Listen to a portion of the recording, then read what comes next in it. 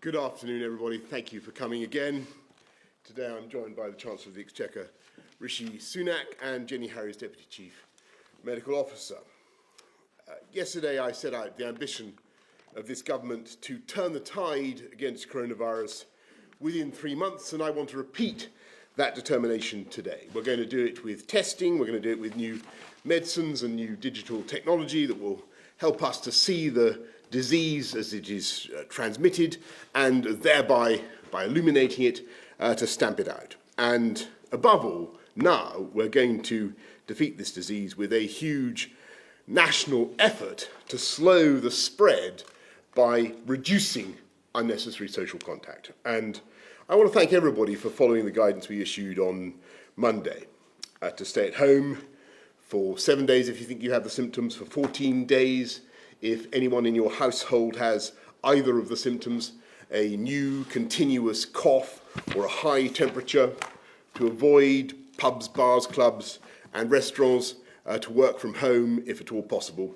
Keep washing your hands. And I know it's been tough, and I know it has been inconvenient, but these actions that we're all taking together are helping to take the strain off our NHS. And bit by bit, day by day, by your actions, your restraint and your sacrifice, we are putting this country in a better and stronger position where we will be able to save literally thousands of lives of people of all ages, people who don't deserve to die now, people whose lives can, must and will be saved. And as we take these actions together and as we make these sacrifices, we can see the impact on the real economy already. Fantastic British companies already under huge strain, big and small. Workers who are finding that their jobs are under threat or going through no fault of their own. And to all of them, we in government say, we will stand by you. And I say that to companies, remember our joint objective to beat this virus. And we will do everything in our power to help. And in just a minute, Rishi is going to explain how we're going to help workers of all kinds to get through this crisis, supporting you directly in a way that government has never done before, in addition to the package that we've already set out for business.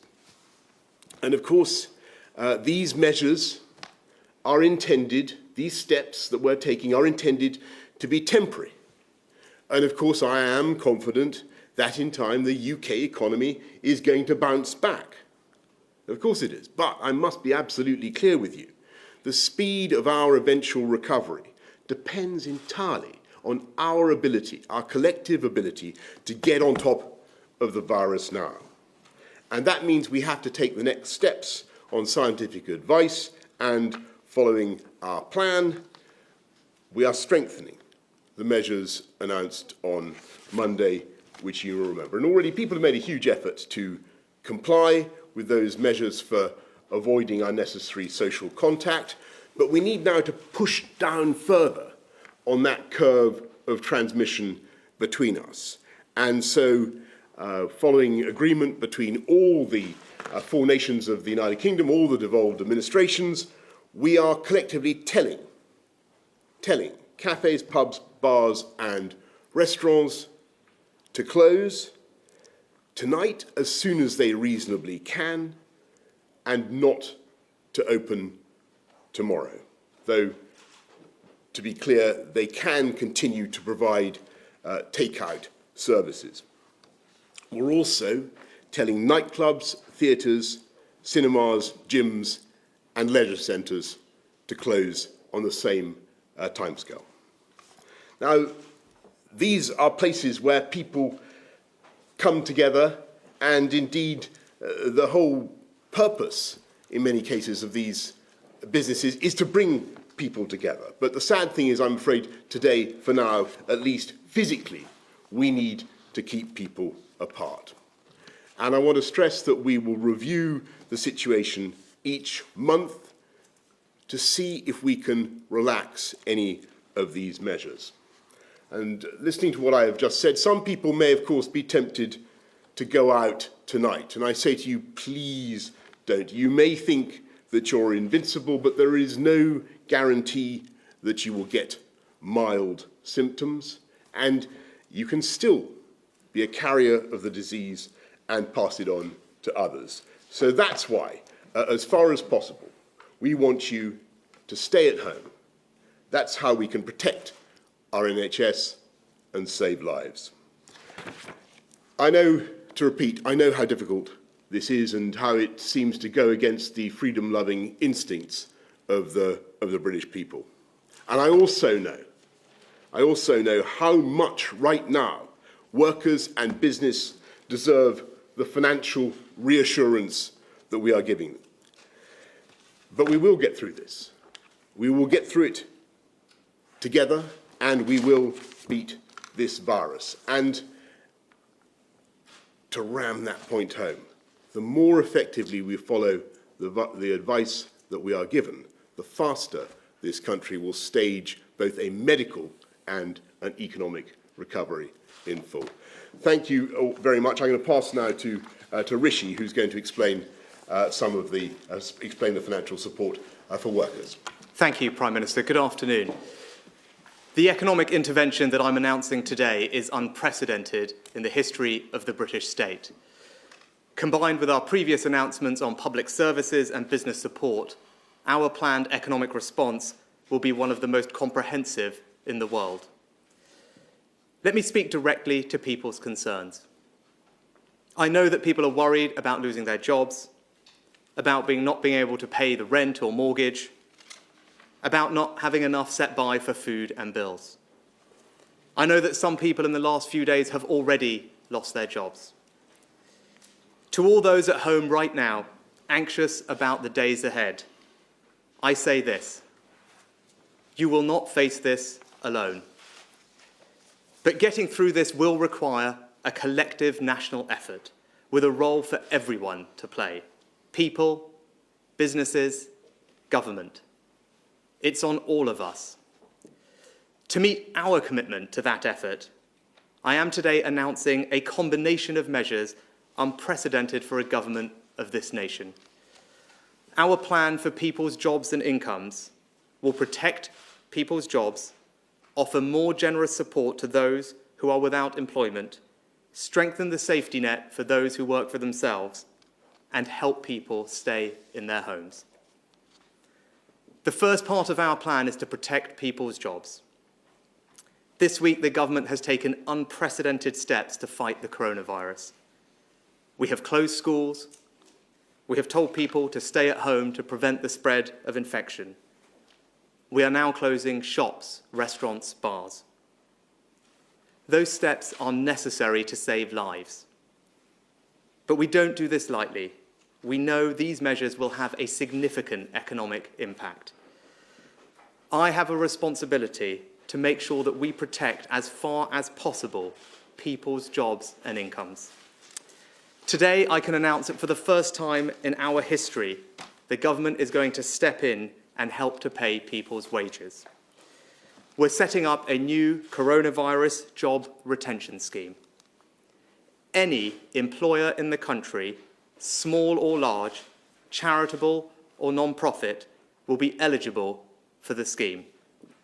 Employers will be able to contact HMRC for a grant to cover most of the wages of people who are not working but are furloughed and kept on payroll rather than being laid off. Government grants will cover 80% of the salary of retained workers up to a total of £2,500 a month. That's just above the median income. And of course, employers can top up salaries further if they choose to. That means workers in any part of the UK can retain their job even if their employer cannot afford to pay them, and be paid at least 80% of their salary. The coronavirus job retention scheme will cover the cost of wages backdated to March the 1st and will be open initially for at least 3 months, and I will extend the scheme for longer if necessary. I am placing no limit on the amount of funding available for the scheme. we will pay grants to support as many jobs as necessary. And can I put on record my thanks to the Trades Union Congress, the CBI, and other business groups for our constructive conversations. We said we would stand together with the British people, and we meant it. We have never had a scheme in our country like this before, and we're having to build our systems from scratch. I can assure you that HMRC are working night and day to get the scheme up and running, and we expect the first grants to be paid within weeks, and we're aiming to get it done before the end of April. But I know that many businesses are hurting now. I've already taken extraordinary measures to make cash available to businesses through loans, grants, and guarantees. I can announce today that the Coronavirus Business Interruption Loan Scheme will not be interest-free as previously planned for 6 months. It will now be interest-free for 12 months. And thanks to the enormous efforts of our critical financial services sector, those loans will now be available starting on Monday. And I will announce further measures next week, on top of those the Governor and I have already taken to ensure that larger and medium-sized businesses can also access the credit they need. I'm also announcing today further cash flow support through the cash tax system. To help businesses pay people and keep them in work, I am deferring the next quarter of VAT payments. That means no business will pay any VAT from now until the end of June, and you will have until the end of the financial year to repay those bills. That is a direct injection of over £30 billion of cash to businesses, equivalent to 1.5% of GDP. Let me speak directly to businesses. I know it's incredibly difficult out there. We in government are doing everything we can to support you. We're paying people's wages up to 80% so someone can be furloughed rather than laid off to protect their jobs. We're deferring over £30 billion of taxes until the end of the financial year. We're lending unlimited sums of money, interest-free, for 12 months. We're abolishing business rates altogether this year if you're in hospitality, retail and leisure. We're providing cash grants of £25,000 for small business properties. The government is doing its best to stand behind you, and I am asking you to do your best to stand behind our workers. We are launching in the coming days a major national advertising campaign to communicate the available business support for businesses and people. Please look very carefully at that support before making any decisions to lay people off. It's on all of us. We are starting a great national effort to protect jobs. But the truth is we are already seeing job losses, and there may be more to come. I cannot promise you that no one will face hardship in the weeks ahead. So we will also act to protect you if the worst happens. To strengthen the safety net, I'm increasing today the universal credit standard allowance for the next 12 months by £1,000 a year. For the next 12 months, I'm increasing the working tax credit basic element by the same amount as well. Together, these measures will benefit over 4 million of our most vulnerable households. And I'm strengthening the safety net for self-employed people too, by suspending the minimum income floor for everyone affected by the economic impacts of coronavirus. That means self-employed people can now access in full universal credit at a rate equivalent to statutory sick pay for employees. Taken together, I'm announcing nearly £7 billion of extra support through the welfare system to strengthen the safety net and protect people's incomes.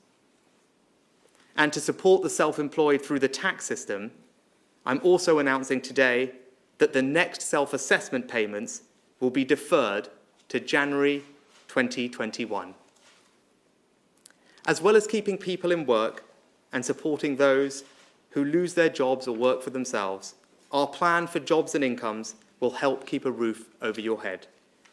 We've acted already to make sure homeowners can get a 3-month mortgage holiday if they need it. I'm announcing today nearly £1 billion of support for renters by increasing the generosity of housing benefit and universal credit so that the local housing allowance will cover at least 30% of market rents in your area. The actions I have taken today represent an unprecedented economic intervention to support the jobs and incomes of the British people. A new comprehensive job retention scheme and a significantly strengthened safety net. Unprecedented measures for unprecedented times. Let me close with one final observation. Now more than at any time in our history, we will be judged by our capacity for compassion. Our ability to come through this won't just be down to what government or businesses do, but by the individual acts of kindness that we show each other. The small business who does everything they can not to lay off their staff. The student who does a shop for their elderly neighbour. The retired nurse who volunteers to cover some shifts in their local hospital. When this is over, and it will be over, we want to look back on this moment and remember the many small acts of kindness done by us and to us. We want to look back on this time and remember how we thought first of others and acted with decency. We want to look back on this time and remember how, in the face of a generation-defining moment, we undertook a collective national effort and we stood together. It's on all of us. Thank you. Thank you very much, Rishi. Jenny, is there anything you want to say at this stage? Okay, well, perhaps you can help us field any questions from the scientific and medical point of view as they come. Can I go first to Alex Forsyth from the BBC? Prime Minister, thank you very much. The measures you've announced today will have a significant impact, not just on business, of course, but on people's lives. Can you tell us what has changed that's made you introduce these measures now? How long, if you can, do you see these measures lasting, and how do you plan to enforce them? And Chancellor, if I may, you talk about unprecedented measures that you're taking. How can you be sure that the tax and welfare system can cope to ensure that this support goes to those people who need it and need it quickly? Thank you.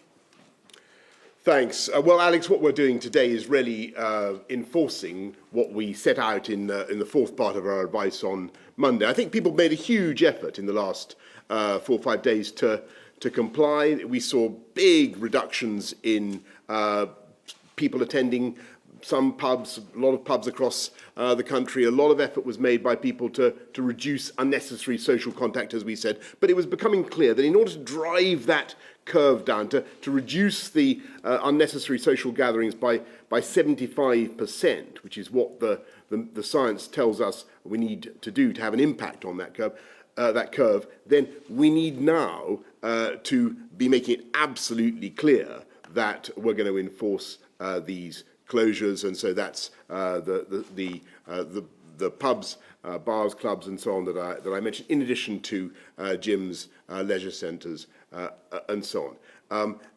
Now, how are we going to enforce it? Well, clearly there are licensing arrangements that will make it, I think, relatively simple to do. Should that really be necessary? I think in reality, and we will enforce it strictly, but in reality, I think everybody can see the imperative of doing what is necessary, of protecting our NHS and saving lives.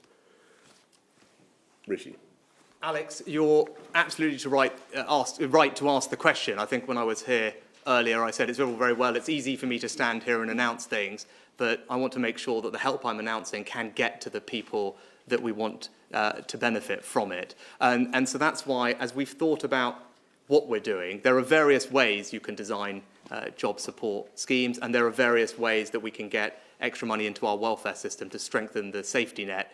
We have deliberately focused on scheme design and particular policies that we know are easy to operationalise quickly. And there are many ideas that people have about how to do all these things, and we've been looking through all of them but I would put on record my thanks to the staff at HMRC and the Department for Work and Pensions. They themselves will be under enormous operating pressure over the coming weeks and months, like all of us and every business. So as I said, we specifically designed this scheme to work in a way that minimises the operational complexity, and similarly with the welfare interventions that we've made, we have deliberately picked those that are absolutely the easiest and most straightforward and require the least manual intervention. Thanks, Rishi. Larissa Brown, Daily Mail. Thank you, Prime Minister. Could we get to a stage where NHS workers have to choose who to try and save because there aren't enough ventilators? And also, it's obviously Mother's Day this Sunday. Are you urging people to stay away from their mothers, and will you be seeing yours? Thank you. On the first question about clinical judgments, doctors in the NHS, clinicians in the NHS already make very difficult judgments. But our objective, and the objective of this whole campaign, is to ensure that we flatten the curve, as we've been saying repeatedly over the last couple of weeks. We flatten the curve, but also that we lift up the line of NHS resilience and capabilities. That means there's a massive effort going on right now to ensure that we do have enough ventilators, enough ICUs to cope. And that is why it's so vital that people follow the measures that we've outlined. And as for Mother's Day, look, I think my advice would be that people should really think very carefully about, irrespective of whether they're visiting their mothers, whether any elderly person who may be in a vulnerable group. It doesn't matter whether they're necessarily over 70. The issue is whether they are in one of the vulnerable groups. Think very carefully about the risk of transmission of the virus and follow the advice. Look at the medical advice. Our advice is that elderly people, people with serious underlying health conditions, people in the later stages of pregnancy, you have to be careful about the transmission of the virus. And I'm sure people will handle that advice accordingly. And I'm in regular contact with all members of my family, but I'll be working very hard on Sunday, I can tell you that much. I'll certainly be sending her my very best wishes and hope to get to see her. Shahab Khan, ITV. Prime Minister, there's been an escalation in the measures that you have been recommending and advising and now ordering. Are we going to get to a stage where there are further measures that you consider, including potentially limiting transport and movement of people around the country? And to the Chancellor, if I may, will this wage protection scheme cover those on zero-hour contracts? If so, given that so many people on zero-hour contracts do not have a set salary every month, how will their wages be determined and who will determine that?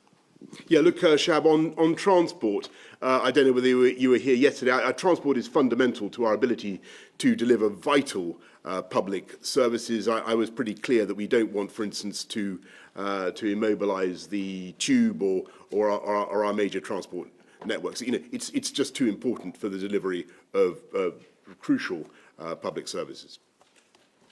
Yes, and on those, everyone who's covered by the scheme, it covers everybody who is on the PAYE system through a company. So we'll be publishing detailed guidance shortly, but depending on your particular employment contract, it might be different depending on who you are. Covers 0 hours covers a variety of different situations, but it may well be that you are on a PAYE scheme and have a set of regular earnings, and it will be covered depending on your particular circumstance. I can't generalise for every single person's employment status, but in general, our desire here is to cover as broad a range of people as possible. We've wanted to make it as comprehensive a scheme as possible for those in employment, which is why we haven't limited it by company, by sector, by size of business. We're deliberately targeted to do as economy-wide an intervention as we can.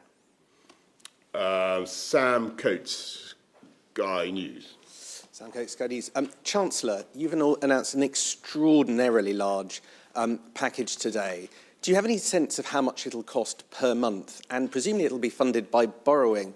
So can you guarantee that this package will be available month after month, up to maybe 18 months, which some of the scientific studies suggest might be the duration of what we're facing? Jenny Harris, millions of children broke up today for the last time from school.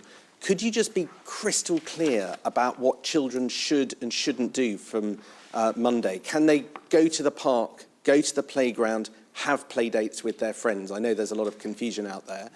And Prime Minister, Sky News has talked to a senior emergency medicine consultant in a South London hospital today.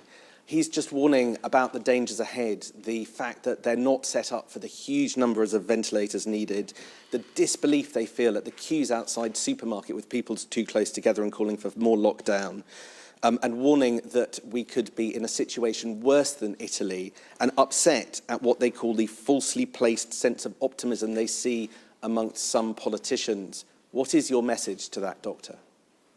Can I start, Sam? Yeah, you're right, it is a significant intervention. We've thought through that, and our intention is to finance the package through the government's normal debt management operations. As we've already announced, the Treasury and the DMO, the Debt Management Office, are shortly to publish a comprehensive update to the gilt financing remit, and that will be done in April. And of course, the DMO, Treasury and Bank of England are coordinating closely to support the functioning of the gilt markets, and we're very confident that we can finance it in that way.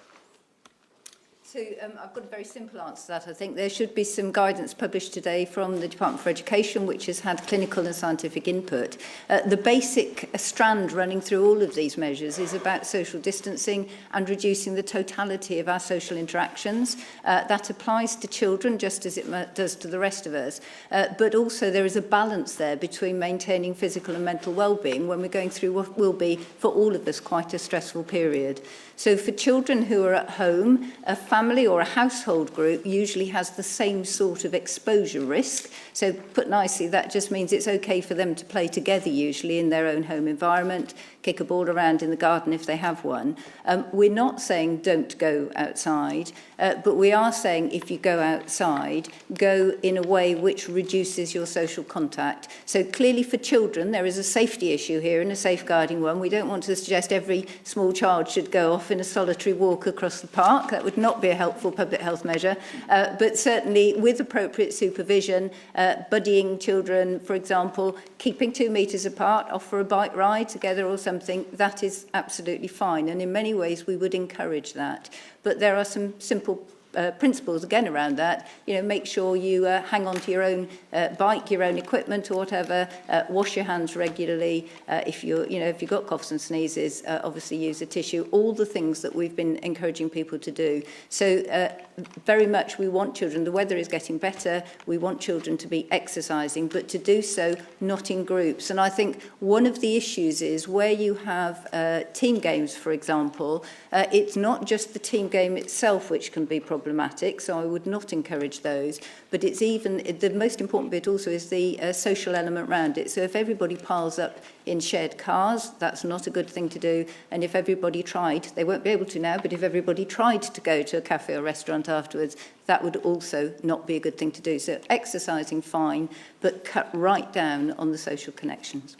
Yeah, and Sam, just on your last question, I don't think anybody in government could conceivably be accused of underestimating the scale of the crisis this country now faces. It's perfectly obvious when you look at the gradient of the disease that we have a real threat now to our country, to the ability of our NHS to manage it. And unless we get this right, you know, we are going to see thousands of lives lost, as I say, needlessly. But we have an opportunity, as I've said, to get on top of it, to make sure that we turn the tide, and to do that, we've got to follow the advice that we're giving, and that's why we're taking the measures that we are today. That's why it's absolutely vital that people do avoid unnecessary social contact, and that's why we're closing the pubs and the bars and the theatres and so on, because we need now to stop the velocity of circulation of this disease, and I've made it very clear to the country that we will take exceptional measures to do that, but we are also taking exceptional measures to help and to compensate those who are adversely economically affected by what we have to do as a country. And I think everybody understands the two halves of this. Everybody understands that people in employment, businesses, workers, everybody is making a huge sacrifice now to protect the lives of people who are vulnerable to coronavirus. And it's absolutely vital and right that the government should stand behind those businesses and those workers as well. And that's what we're doing today. And on your second point about supermarkets, look, I answered this yesterday, and I make the same point again. I think people should shop reasonably and considerately. We do have fantastic supply chains. We're having another meeting with the supermarkets tomorrow. I'm chairing another meeting with the supermarkets tomorrow, and they're very confident they can get the stuff from farm to fork. So everybody should just shop reasonably and be considerate of others. Francis Elliott, The Times. Thank you. Mr. Sunak, you mentioned shops. Can you clear out whether shops are to be forced to close? It didn't appear on the list that was mentioned by the Prime Minister.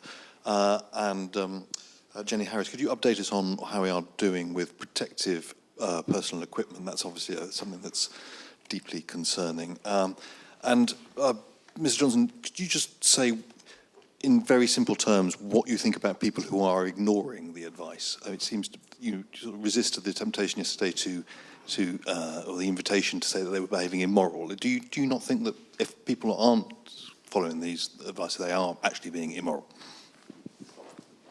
Rish, on yes. the shops. No, just very specifically, the list that the Prime Minister gave and Jenny outlined is a specific list. I was just talking in more general terms, but there's a very specific category of places where social contact happens, which is significant to the spread of the virus, which Jenny has spoken to and can speak to again, but that I meant very specifically the places that she had, and the Prime Minister had referred to already. So it's very much those areas where people are gathering for social reasons. So in many ways, they're almost encouraging the spread of disease simply by virtue of those establishments. So restaurants, cafes, bars are where you're meeting, but we recognise how difficult this is for people's lives. So having take-out facilities or the opportunity to convert some of those means that food supplies will continue, and that applies very much to supermarkets, obviously, and other shops. So it's leisure centres. If you are exercising outside, that is fine, but inside is not appropriate, so the leisure centres will close. So it's areas you can imagine where you're going purposefully for social gathering, which are the ones that we're most keen to reduce the social interactions. Yeah. Sorry, PPE. Sorry, PPE, yes. PPE. So the country has a perfectly adequate supply of personal protective equipment, PPE at the moment, that encompasses quite a wide range of different gowns, masks, gloves, all sorts of things. There have been, I think, some differential deliveries, if you like, in some areas, which has caused a degree of concern recently. That is completely resolved now. And in fact, what we've done in the last 36 hours is set up an entirely separate PPE oversight and supply chain, which allows hospitals, but also we need to be very clear, there are other workers in the care system who are equally important, will allow that appropriate management to ensure that the supply and demand is there. And I think we do need to be really clear this is an unprecedented event, health event for this country, and so it is not unlikely in many ways that we will have found a pressure in the early days where an individual hospital, individual trust or organisation has had to suddenly ramp up its demand, but that supply is there, and running alongside that is a call out to arms, a bit like ventilators and testing as well, to make sure we are exploring every avenue and opportunity for keeping those supplies coming through. Yeah, Francis, on your moral point, I don't want to get into moral name calling and so on and so forth. But I do accept that what we're doing is extraordinary. We're taking away the ancient inalienable right of freeborn people of the United Kingdom to go to the pub. And I can understand how people feel about that. But I say to people who do go against the advice that we're getting, the very clear advice that we're getting from our medical and scientific experts. You're not only putting your own life, the lives of your family at risk, you're endangering the community, and you're making it more difficult for us to get on and protect the NHS and save lives. And if you comply, if people comply, as I say, then we will not only save lives, thousands of lives, but we'll come out of this thing all the faster. Tom Newton-Dunn, The Sun. Thank you, Prime Minister. By closing pubs, restaurants, clubs, etc., is there not a considerable risk that what you'll therefore do immediately is push maybe many young people into their own homes? They'll just have big parties. You're not going to ban parties, or are you? And what is your advice to young people not to gather in groups of 100 and drink the same amount behind closed doors? And the Chancellor, if you don't mind me asking, the one element of society it fears you missed out with all this is charities, the voluntary sector. Though you're covering their wages, charity income is down 40% since the start of this in only a couple of weeks. They've asked you for a bailout as well. Will you now consider that? Tom, thank you. So in terms of support for the charity sector, the significant business rates relief schemes that we operated in the last week or two will certainly benefit them, which will have direct cash flow benefit to them, and they are covered by today's intervention, which I would underscore is significant. In terms of more support for voluntary and community groups, that's something that I'm actively talking to the Secretary of State for Communities for, and especially as we try and look after the most vulnerable in our communities, it may well be that we should increase funding for local voluntary community groups to help with that, and that's something that we're actively looking at. But just to underline more broadly, the scheme that I've outlined today is unprecedented in scope and scale for a British government, and it is an enormous commitment by us to British jobs and British workers. This is going to be difficult, but we are with you through this, and we are doing absolutely everything we can to support your jobs and to support your incomes through this time. Yeah, and Tom, on your point about young people, obviously we can't forbid every form of socialising between human beings. Of course we're not doing that. But on the other hand, what we are saying is that the risk is, not just for young people, the risk is that they will become vectors of the disease for older relatives with potentially fatal consequences. And we ask people to think about that. And that's why we're taking the steps that we're taking, the decisive steps we're taking in respect of places that actually invite people to socialise. That's why we've issued the very strong advice that we have. And I really hope everybody takes it. I'm afraid we're going to have to wrap up now because we've got more things to go and weigh and do. But two important things that I hope you'll take away from today, two important bits of news. Yes, we are telling pubs, bars, restaurants, clubs to close, gyms, leisure centres. We're telling them to close. And it's a huge wrench to do that. Everybody understands that. It's a huge wrench. And it's heartbreaking to think of the businesses that will face difficulties as a result of the measures this country has had to take. But that is why we are also simultaneously announcing a quite exceptional package of support, and not just for businesses, but for individual workers. And our message to business is that we will stand behind you, and we hope that you will stand behind your workers. And to the country, this time it is different. We all remember what happened in 2008. This time, we want to make sure, as we heal the economic damage that this is causing, that we put the people first. Thanks all very much.